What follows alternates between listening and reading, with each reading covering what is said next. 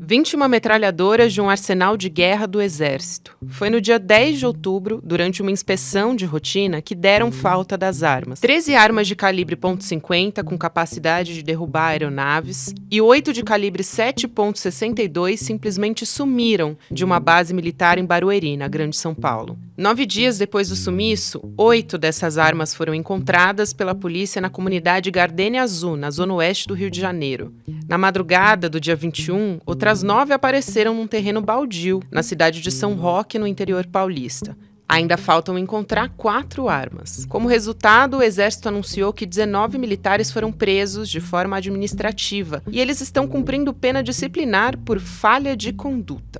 Mais 6 militares estão sendo investigados no mesmo processo administrativo por falhas na conferência dessas armas, no armazém do batalhão. O caso levantou debate sobre um possível conluio entre o Exército com as facções criminosas. Por que não se abriu uma investigação imediata por esse furto? Por que não tinha boletim de ocorrência? Como é que esse armamento pesado e volumoso ia ser transportado se não tivesse a ajuda de alguém de dentro da própria base militar? O Comando Militar do Sudeste soltou uma nota pedindo que quem tiver informações sobre as 4 metralhadoras que ainda não foram encontradas entre em contato com o número 0800 358 005. Esse foi o maior desvio de armas registrado pelas Forças Armadas desde 2009, segundo o Instituto Sou da Paz.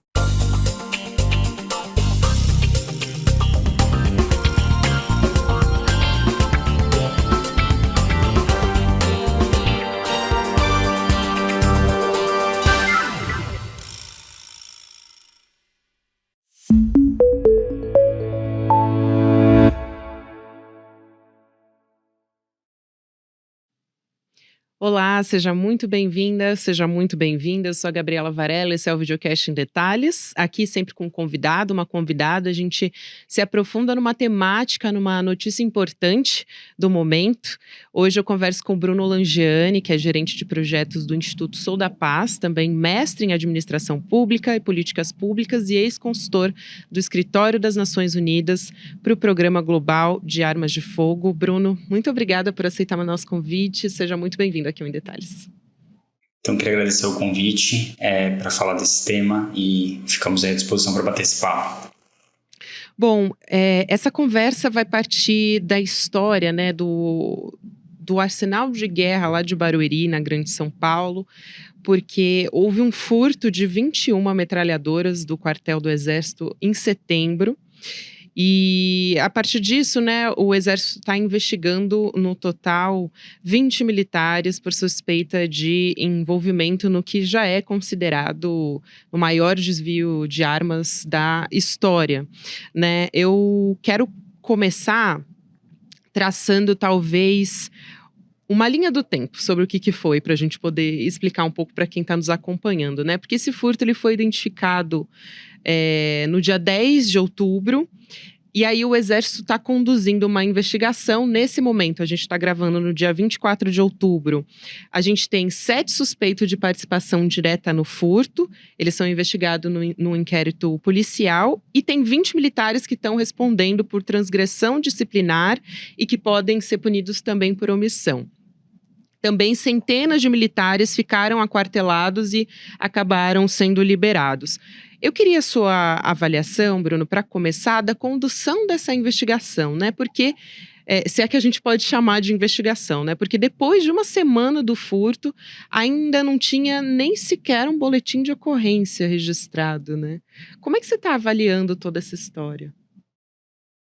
A nossa avaliação é que o Exército vem errando bastante na condução desse caso, né? Eu daria até um passo atrás para a gente lembrar que o caso ele foi descoberto no dia 10 de outubro, mas a suspeita é que essas armas tenham sido desviadas mais de um mês antes, né? Então, assim, o Exército sequer conseguiu saber do desvio de pronto. Depois, posteriormente, demorou ainda uns 5 dias para identificar e para confirmar que as armas tinham sido desviadas, né? Porque eles até consideraram que podia ser um erro de contagem.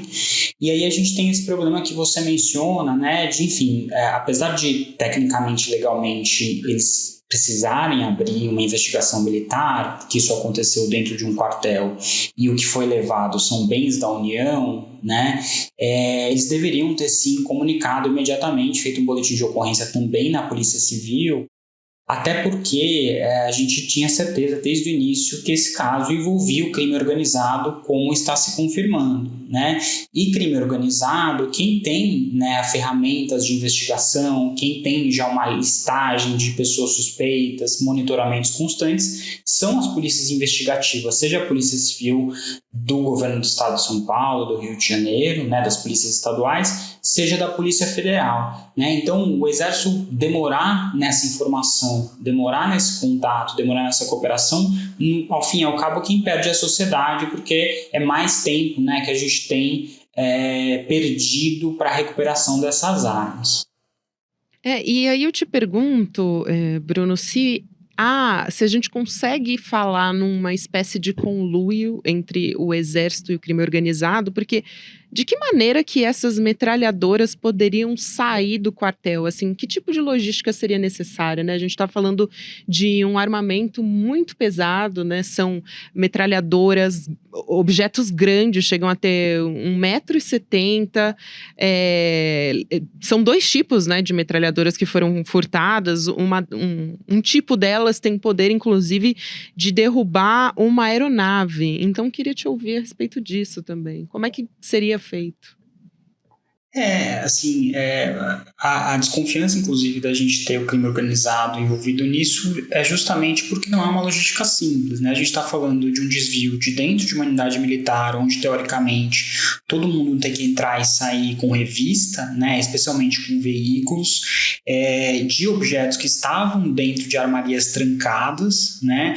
E um volume de objetos transportados que supera aí 0,5 tonelada, né? É algo muito volumoso, algo muito pesado, e que necessariamente precisaria envolver uma série de pessoas, tanto as que foram diretamente envolvidas em arrombar essas armarias e fazer os transportes, mas também, muito possivelmente, outras pessoas que deram guarida para esse desvio, né? Que fecharam os olhos, que eventualmente não levantaram alertas quando era necessário. Né? Então, a gente espera que essa investigação consiga chegar a todas as pessoas, né? Não só muitas vezes aquelas pessoas mais do baixo escalão, que são facilmente recrutáveis, né? Então estamos falando aí de praças das Forças Armadas que ganham menos e que, por conta disso, muitas vezes tem um recrutamento mais fácil pelas forças de segurança, mas a gente precisa também chegar nos cabeças dessa operação toda, né? Vamos lembrar que, apesar do Exército ter identificado 7 pessoas, nós não sabemos ainda a patente dessas pessoas envolvidas, e mais grave, né? Mesmo com a recuperação de parte das armas que a gente obviamente precisa celebrar, tanto a Polícia do Rio como a Polícia de São Paulo não fizeram nenhuma prisão. O importante desse caso é que a gente consiga, principalmente, fazer a identificação de todo mundo envolvido, não só dessas pessoas que fizeram o arrombamento da armaria, que fizeram o transporte, que muitas vezes aí são pessoas do mais baixo escalão do Exército, né, de patentes mais baixas, mas também todas as outras pessoas que muitas vezes em cargos mais altos possibilitaram as falhas que levaram a esse desvio, né? E acho que é importante a gente lembrar que, apesar da gente celebrar e comemorar bastante que parte das armas foram recuperadas, nem a Polícia Civil do Rio de Janeiro, nem a Polícia Civil de São Paulo fizeram prisões quando das apreensões das armas, né? Então a gente até agora não tem ninguém do crime organizado ainda preso, mesmo sabendo que há gente do crime organizado tanto em São Paulo quanto no Rio envolvidos nesse caso. E para além disso, eu acho que o mais importante, especialmente para não deixar esse caso cair no esquecimento com a quantidade de notícias, né, da pauta quente no Brasil, é a gente cobrar do Exército uma investigação e correção de todos os problemas que possibilitaram esse desvio, né? Como eu disse, a gente teve aí quase uma semana para o Exército confirmar que havia de fato perdido as armas, né?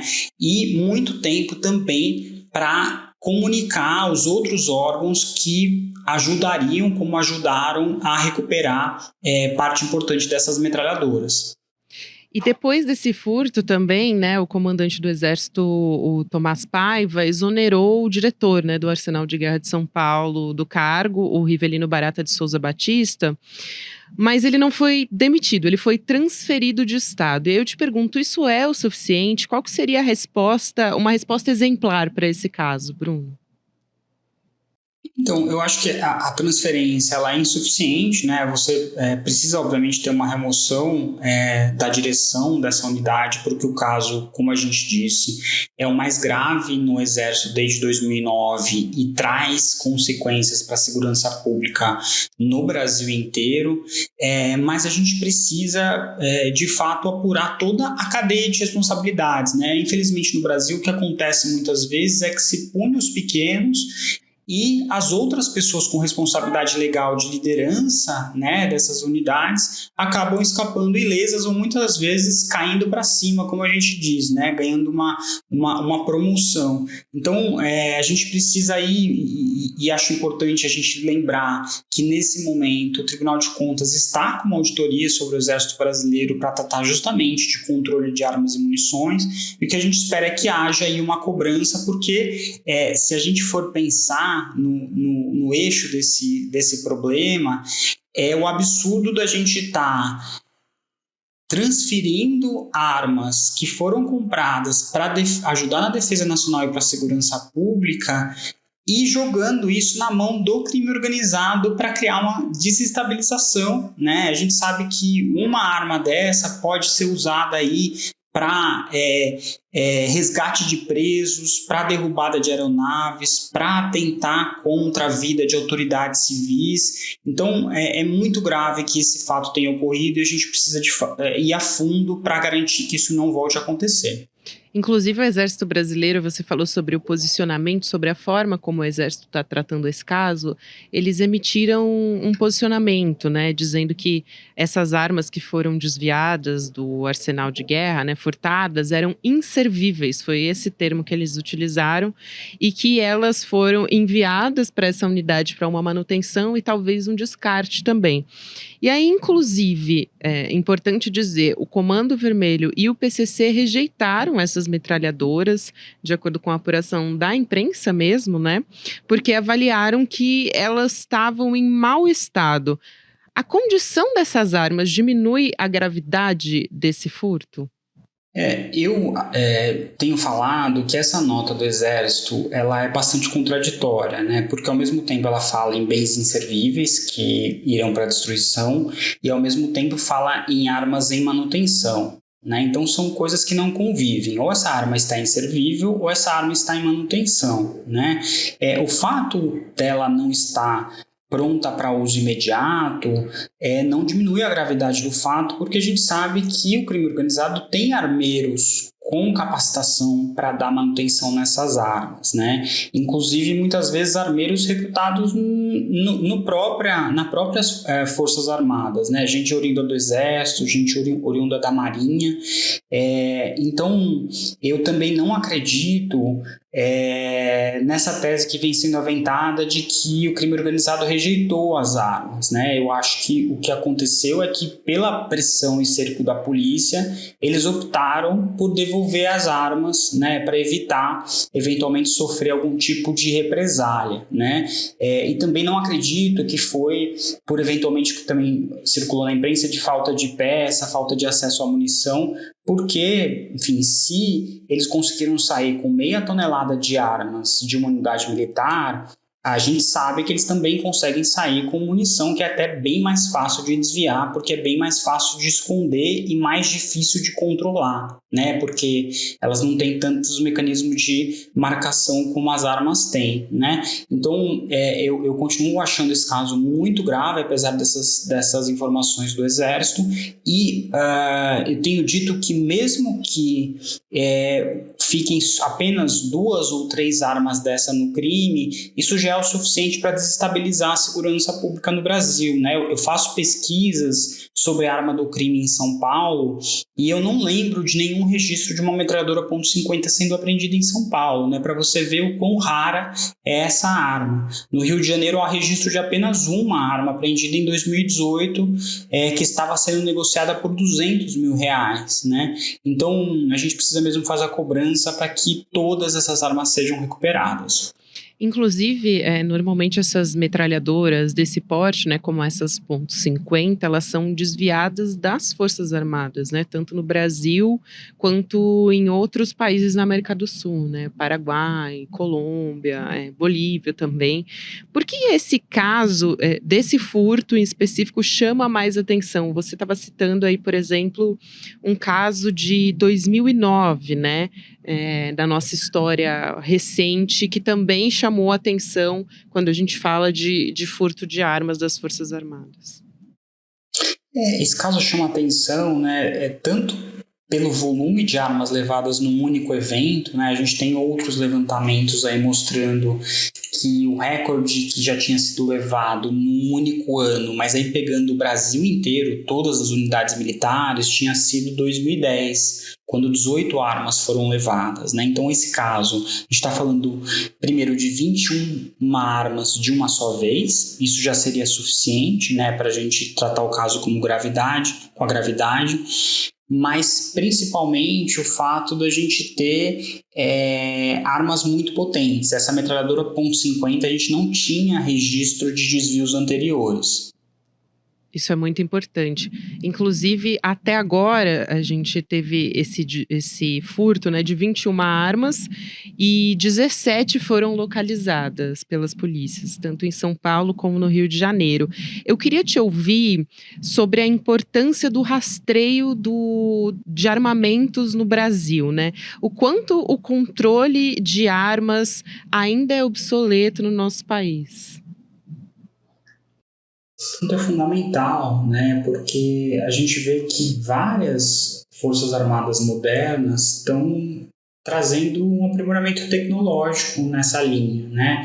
Então, se a gente imaginar que a gente consegue colocar um rastreador num fone de ouvido portátil e esse fone de ouvido a gente consegue localizá-lo usando o nosso celular, é de causar muito espanto que a gente não tenha nas Forças Armadas brasileiras mecanismos de melhor rastreabilidade, né? Então, outras Forças Armadas já vêm, por exemplo, implementando chips em armas, né? Para caso elas sejam desviadas, você detecta com mais facilidade e você consegue recuperá-la com mais facilidade. Não é um mecanismo e aqui no Brasil, caro, né? Exatamente. Se ele é viável para a gente rastrear, né, um fone de ouvido que custa aí algumas dezenas, centenas de reais, por uma arma que tem esse valor no mercado ilícito, a gente deveria estar tratando com muito mais responsabilidade, né? E para além disso, as próprias questões da segurança física, né, Gabriela? Porque se a gente vai, por exemplo, num banco, num almoxarifado com coisas importantes, a gente vai ter um alarme eletrônico na porta, uma biometria para o acesso, um controle de entrada e saída individualizado, câmeras de segurança 24 horas gravando e, ao que nos parece, nada disso estava disponível nesse caso, né? Porque senão as Forças Armadas não levariam quase um mês para descobrir o furto, né? Então, acho que esse é um primeiro ponto. O segundo ponto tem a ver com regulamento, né? E é importante a gente lembrar que as Forças Armadas brasileiras, especialmente o Exército, fez tudo o que o presidente Bolsonaro quis para afrouxar o controle de armas no país, inclusive diminuir, né, piorar o regulamento de marcação tanto de armas quanto de munições. E aí agora na prática a gente vê o quanto isso é prejudicial, né? Isso é importantíssimo. E, Bruno, eu pergunto também pela sua experiência a respeito do deslocamento, né? A gente falou um pouco disso, mas entrar no que a gente tem de apuração até agora a respeito do furto dessas armas, né? A gente tem a apuração de que essas armas foram realmente furtadas de uma vez só, porque realmente demandaria muito mais mobilização, enfim, logística para conseguir fazer esse transporte, né? E se isso fosse feito de maneira na pinguela, né? Vai, retira uma quantidade, depois outra, seria uma outra logística. Então, acho que é importante falar a respeito disso também, além daquilo que a gente já explorou, que é ter a colaboração do Exército para conseguir efetivar essa ação toda, né? Acho que o mais provável, né, pelas informações que foram divulgadas até agora, é que isso tenha sido feito de uma única vez, até porque houve aí um arrombamento e depois uma substituição de lacre, né, e que se aproveitou aí de um momento de menos pessoal no batalhão por conta das festividades aí do 7 de setembro, para retirar essas armas, ocultar e fazer a saída provavelmente num veículo do próprio Exército, né, ao que se está especulando. A gravidade, de novo, né, da gente falar dessa demora na descoberta, tem a ver com que essa demora na descoberta é mais tempo para essas armas serem transportadas e ocultadas, né? Eu lembro o caso que você mencionou do outro desvio grande em Caçapava, que foram desviados 7 fuzis. Nesse caso, mesmo o Exército descobrindo no dia, foi necessário mais de 3 meses para recuperar todas as armas. E elas estavam, Gabriela, totalmente espalhadas já no estado, né? Tinha arma em São José dos Campos, tinha arma em Taubaté, tinha arma no litoral, justamente porque o crime organizado, quando pensa esse tipo de ação, já tem uma logística de ocultação dessas armas para dificultar a recuperação, né? Então, é isso que nos preocupa bastante, porque a gente ainda tem 4 metralhadoras .50 que estão completamente perdidas nesse momento e podem, inclusive, estar fora do país, né, nesse momento. E aí, para fechar a nossa conversa, Bruno, eu queria também que a gente pudesse explicar para quem está nos acompanhando no que essas armas, essas metralhadoras são utilizadas normalmente, né? O quão importante elas são para as facções criminosas e para o crime organizado, em confrontos com grupos rivais, em assaltos a banco, como elas normalmente são utilizadas? Então, essas armas, pela potência, né, por essa capacidade de fazer disparos em rajada, elas dão uma vantagem tática muito grande para o grupo que a possui, né? Então, elas são muito utilizadas em assaltos a transportadora de valores, a bancos, muitas vezes sendo empregada contra os seguranças ou contra a própria polícia militar, né? Uma única metralhadora dessa consegue fazer com que um batalhão não consiga sair para reagir a um assalto como esse, né? Porque não tem blindagem, não tem armas para fazer frente a isso. Em ataques a carro forte, elas também são muito empregadas, tanto porque elas perfuram com facilidade a blindagem, mas também porque elas obrigam esse carro a parar, né? A munição é tão forte que ela ultrapassa a blindagem e consegue perfurar o bloco do motor, obrigando esse veículo a parar e facilitando esse roubo. Para além disso, a gente tem um emprego contra ações policiais, então no Rio, né, contra blindados da polícia, contra helicópteros, fazendo com que essa ação fique muito mais difícil e gerando mais vitimização dos policiais, mais risco de morte. E eu chamo a atenção para outros 2 usos, né, que a gente viu, por exemplo, naquele ataque contra o Rafah na fronteira, né, conhecido aí como Rei da Fronteira, um grande traficante de drogas, que foi morto com esse tipo de arma, né? Ela foi oculta dentro de um veículo e foi usada na execução dessa pessoa que estava em um veículo blindado com vários seguranças armados com fuzis, né? Então, ela também poderia ser usada, infelizmente, para atentar contra autoridades, né? Não existe ninguém, infelizmente, no Brasil que tenha um veículo com uma blindagem que resista, né, a esse tipo de arma. A gente só o que resiste a esse tipo de arma são blindados militares, e mesmo assim, nem todos eles, né? E, por fim, falar também que elas podem ser usadas para resgate de presos em penitenciárias de segurança máxima. A gente tem aí informações passadas pelo MP que o PCC considerou fazer resgate de preso usando dessas armas justamente para conseguir inibir a reação da polícia e ter mais facilidade com as fugas. É isso, o Bruno Langiani é gerente de projetos do Instituto Sul da Paz, mestre em administração pública e políticas públicas também. Bruno, muito obrigada por aceitar nosso convite aqui para esclarecer toda essa história. A gente vai continuar acompanhando o que ainda Tem armas que não foram identificadas, sem contar os desdobramentos dessa investigação, né, e de como vão ser as punições a respeito desse caso. Obrigada e até uma próxima. Obrigado pelo convite, disponha do Instituto Sou da Paz. Bom, o Videocast em Detalhes fica por aqui. O próximo episódio vai ao ar às 10h30 da manhã, ao vivo no YouTube, por onde você acompanha toda a programação do ICL Notícias. Para quem está acompanhando essa transmissão pelo YouTube, você fica agora com o Videocast Mercado e Investimentos, com o André Campedelli e a Débora Maganha.